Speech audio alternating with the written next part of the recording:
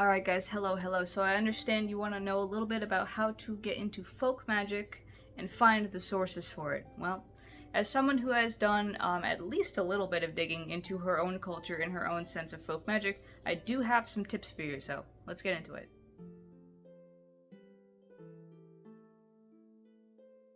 By the way, if you want to see these videos 2 weeks earlier, consider subscribing to my Patreon, where you not only get all these videos, but also recipe cards, specific deity profiles, and lots of other interesting things to look at. Video tiers start at $10 a month, so definitely consider checking it out. So here's the thing about folk magic, right? If you go to your Barnes & Noble store, you go to the witchcraft section, you may find books like this one, like Baba Yaga's Book of Witchcraft by Madame Pamita, who is a Ukrainian diasporic writer and witch and so on. And that's all well and good, right? Of course, there will be some information about things like, Krashanki and Pisanki, right? The decorated eggs. There will be information about specific things like that, sure. And like the folk uses of garlic and so on and so forth. But you'll notice that a lot of it's also kind of new agey. Like, a lot of people I've heard say that this isn't really a good resource for Slavic witchcraft, right? That it's kind of like, again, new agey, built for modern audiences who are looking about witchcraft. And surely, like, Rusalka, yeah, they're cool spirits, but like, are they really meant to be worked with in a new age sense? I don't know, but she's gonna tell you that they are, so it's kind of like, it's not a terrible starting point if you find books like this that specifically are like, hey, book about Slavic witchcraft, but you definitely have to, like, take things with a grain of salt, right? Like, a big grain, alright? You have to double check, verify the sources, go in the back of her book, and, like, see what exactly her source list is, like, where is she pulling this information from, and then dig into that. And of course, with these kinds of books, you're not going to find them for every single ethnic group either. Like, Baba Yaga's Book of Witchcraft is a very Ukrainian-centered source, very nice. We have Italian folk magic, which once again, very nice. And this is kind of like half memoir, half information too, which is nice. But, I mean, if you're someone who has Italian ancestry, I mean, where I live, everyone and their mom has Italian ancestry, that's one thing. But if you're not Italian and you're not connected to these very common ancestries that we have in America, it's gonna kind of be like a non-helpful thing, right? Like, for me as a Slovenian, it is very, very difficult to find books on Slovenian stuff. Because here's the thing, I am not Ukrainian. My boyfriend is, but I am not. And while my dad's half of the family is Italian, I don't really have any connection to the Italian side of my culture, my magic, or any such thing. I have this in case I would like to look more into it, because this is a really good resource and it's really, really cool.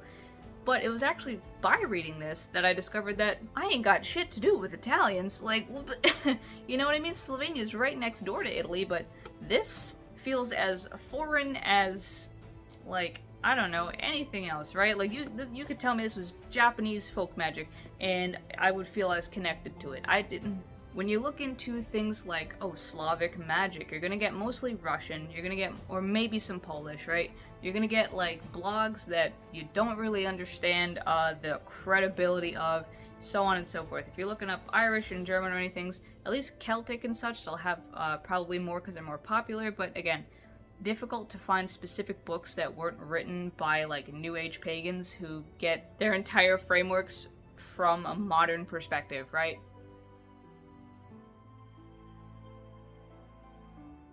When you are looking at folk magic, therefore, you want to look at ethnography. And what do I mean by ethnography? I mean history. I mean archaeology. I mean people whose life's work is devoted to going into the field, studying the old stories from old people who are still, carrying on those traditions, those rural areas and such, and seeing what these people think. And what that means is you're going to have to read between the lines. You're going to have to stop Googling Slavic witchcraft or Celtic witchcraft and books that pop up related to that, because chances are if it has witchcraft in the title, it's New Age, because people didn't really conceptualize their magic as witchcraft back in the day, right? what you're gonna have to look for is more things like this, right? I found this while I was in Slovenia. This was actually in one of the apothecary museums in Radolica. That was the only reason I even knew how to come across this. But Sacred Plants to Folk Medicine and Rituals, Ethnobotany of Slovenia. This book is specifically about the different kinds of plants, the reasons they would use them, why, how, and where, problems that would happen for people, right? Like, say a poisonous plant gets into your field and you accidentally harvest it up with all of your food, you're going to die, right? Like, these are the kinds of stories that are in here. And it's not a traditional witchcraft source. Like, this is what it looks like, right? It's just text on text on text. And it's talking about how we, like, say, the rose, considered in folk tradition, is the queen of flowers and is sometimes known as simply the roja. Was used in teas to treat migraines and fainting spells, to bolster nerves and cleanse the blood. Obviously, that's not witchcraft. That's literally just old school herbal medicine. And of course, you have to know how to, again, read between the lines. If you're saying silver thistle is used to disinfect wounds and draw out, remove parasites, you can also extrapolate that and say, oh, this is an exorcising item then, right? Think about how onions and garlic, if you eat large quantities of them, will also just like totally table any intestinal parasites you have, right? They do not like that. Likewise, if you're doing like silver thistle and that's doing the same thing, cool. So whatever properties onions and garlic might have, silver thistle probably also has it.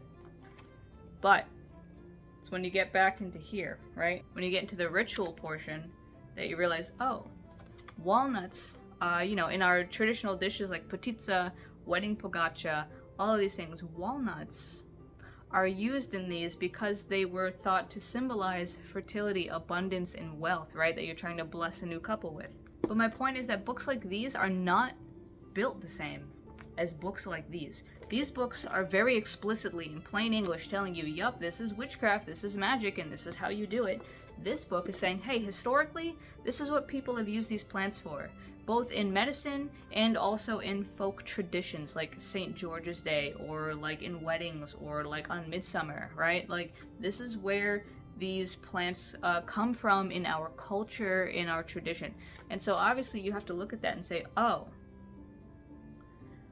these guys had a tradition of whipping people with hazel switches on the winter solstice, because the hazel was thought to be protective, and if you didn't do that, you would have bad luck. Like, that is as plain as this kind of book's gonna get. But it's still very helpful if you know how to parse it. If you know how to make those connections with what you know about plants and herbs and such, and put them into your practice. And on that note of ethnography, right? This book is called Styrian Witches in European Perspective. And the thing about this book is that it's not talking about witches like you and I. It's not talking about us who are out here communing with nature and like growing herbs and being healers and connected to the divine. No.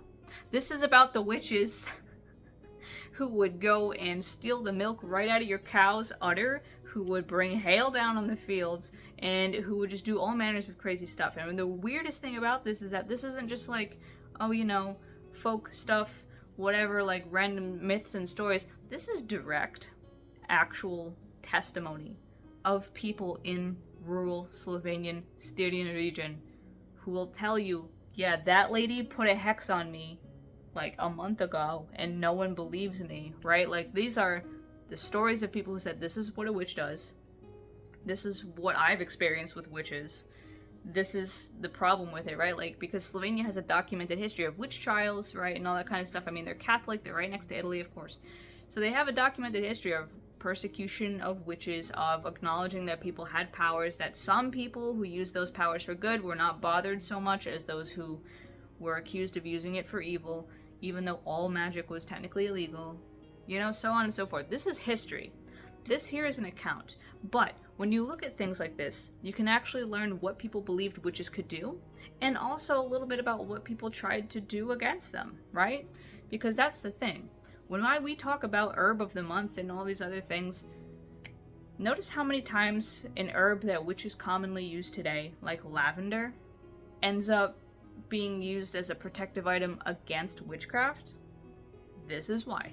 But learning about things like this, the context of witchcraft in the place that you are from, wherever that is, This will help you get more of an idea of not only what people, did or thought witches did, but also what they used against it. For instance, I remember reading about someone who thought a witch had cursed her milk because it just would not curdle into cheese no matter what the hell she did. So she brought it to a town magician who did a counter curse. And then all of a sudden the milk was able to curdle to make cheese again. Witches and magicians were very different in these times. Very, very different. And of course also, remember, it doesn't have to just be books, right? JSTOR is your friend. JSTOR is your best friend. Google Scholar is your friend. Find the names of scholars that are really good and find their compatriots and look into their work. So for instance, this is Miriam Mensah. Miriam Mensah is actually one of the scholars of Ljubljana's ethnography department, right? She's the faculty of that division, and she does all this kind of field work that's really cool. But there are others like Sasha Babic and these others who write short form pieces too, right? I found entire academic journals that list certain folk charms from Slovenia, right? Where they tell you this is how they did. They would count away curses, for instance. So that's the kind of thing you find when you are looking at folk superstition. And if you're going to go to JSTOR, Google Scholar, you want to look at superstition, folk tradition, folk ritual, holidays, celebrations. How did they celebrate Midsummer? Why were they using these specific herbs during a wedding? Why were they using these ones during a funeral? Look into things like that. Because for me, as someone who has read these things and is aware, when my mom says that she went to my Oma's funeral in Slovenia and they had a big branch of juniper and a big plate of salt to use the juniper to flick salt at my Oma's picture, yeah, that was a fully Catholic funeral. Catholic, okay? Absolutely no witchiness involved, no pagan whatever involved, and yet that was there. Which, if I know anything from this book, I know that juniper was considered an incredibly protective item as an evergreen, and I also know that salt in itself has been used by the church for eons as a protective item. Holy salt, holy water, holy oil. This was a blessing. This was a blessing on my Oma, and as a final goodbye. But you don't learn these kinds of things from New Age resources. You are at best getting some really basic stuff that you could have just Googled, and you are at worst getting stuff that is appropriative, that is boiled down to a point of not quite being accurate to its source anymore, that is honestly opening a door for you to engage with things you really should not be in terms of cultural appropriation and stuff like that. It's not a good time. What you want are scholars who have a vested interest in making sure they get shit right, and who, are trying to actually just find history and archaeological valuable knowledge, right? Because it's from them that you know that they're at least trying to get things accurate and correct, and also it's from them that they are accidentally telling you things that people believed that are still very much applicable. So that's a long way of me saying, look at relevant archaeological, anthropological, and ethnographic scholarship about the area you are trying to look at, because they are the ones who are going to tell you, yep, these are the folk traditions, these are what people used to believe, here's these figures, right, like Krampus, or any of these other things. These are what's going to tell you about the beliefs that inspire their actions that create magical practice.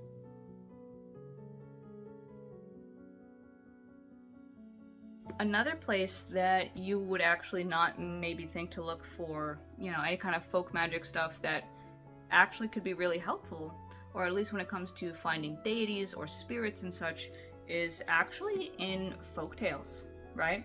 And now this is someone on TikTok, Hexmarie is a friend of mine, who will say a lot about, using folk stories to learn more about the magic practice of your people.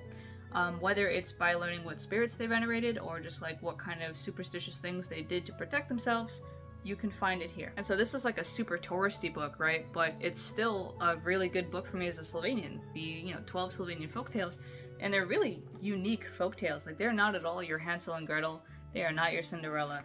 They are the stories of the Ljubljana dragon, how the giant Hrust built Šmarna Gora. They are the fairies that made Lake Bled, right? And I think one of my favorite stories from this book is actually Zlatorog, which is Goldhorn, right? And that tells you a little bit about people's veneration for nature in Slovenia.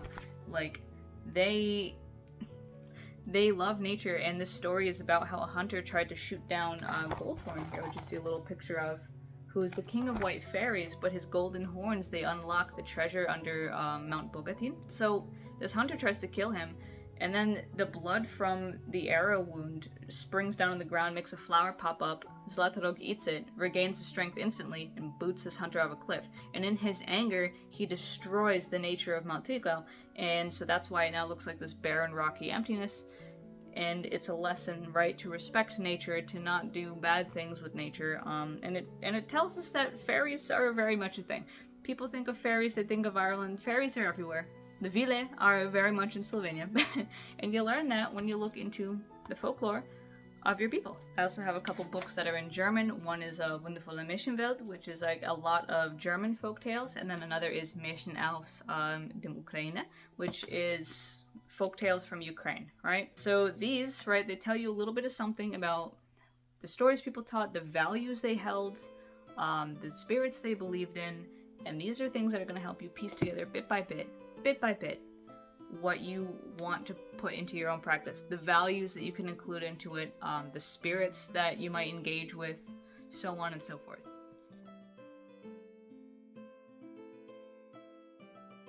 And lastly, for Christian witches, if you want to learn about folk magic, I really think you should look into the lives of saints and mystics, right? So this is Weisheit und göttliche Liebe. This is about Saint Hildegard von Bingen, right? You can kind of see that classic little mark there. But this, yeah, it's in German, of course, so it's difficult for me because, like, I speak German, but not super fluently.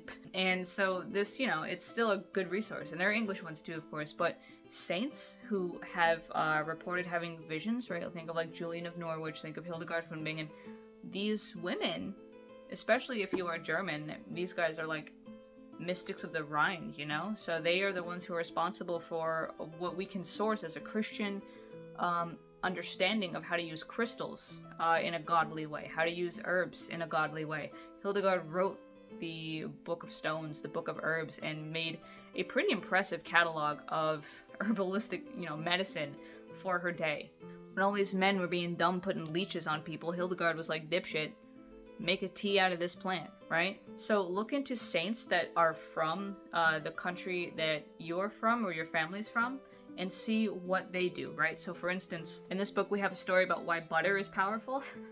And why butter was considered to have healing effects in folk magic, and that's because there was apparently a lady who saw Saint Bartholomew walking down the road with his skin in his hand, because in his lore he had been flayed, right? He was a flayed man, and so he's walking down the road with his skin just like hanging off his back. He's just holding onto it like it's a sack, and she sees him and freaks out, and she runs outside with butter for him to put on his like skinless body as if that's gonna make it better.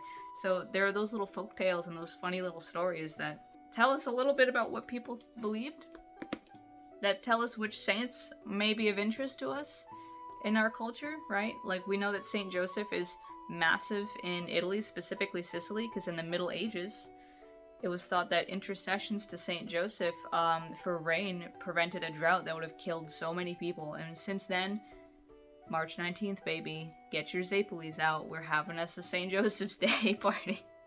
So you know what I mean? There's all these things that you can find, that you can do when you dig into the culture, when you dig into the superstitions and the ways people celebrated holidays. And I use my people, Slovenia, as an example because, again, we don't have these nice, clear, easy put-together sources like some other ethnicities do. We aren't Italians who are very well-known and popular, and therefore they have all kinds of resources laying around for Italian folk magic. We aren't Ukrainian or especially Russian, who everyone thinks of when they think of Slavic, and so they put out all this content on Eastern Slavic folk magic, but nothing on Southern Slavic folk magic, right? And as a result, you gotta do some digging. You really gotta get in there, and you gotta find the scholars who are going to have a vested interest in preserving their country's culture by way of preserving their stories, their traditions, their superstitions, and everything else that makes folk magic what it is. So that's quite a long-winded way of me to explain how I go about this, but in essence, absolutely you can get things like this. There's nothing wrong with things like this, except for the obvious new agey quality of some of them, in which you have to just be a little bit more mindful.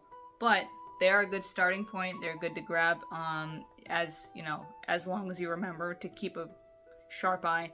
But otherwise, there are places that you should look that maybe you didn't think of before. Folktales, scholarship, even stuff that doesn't actually have anything to do with, like, witchcraft in the New Age Llewellyn sense. Go get those resources. They will help you.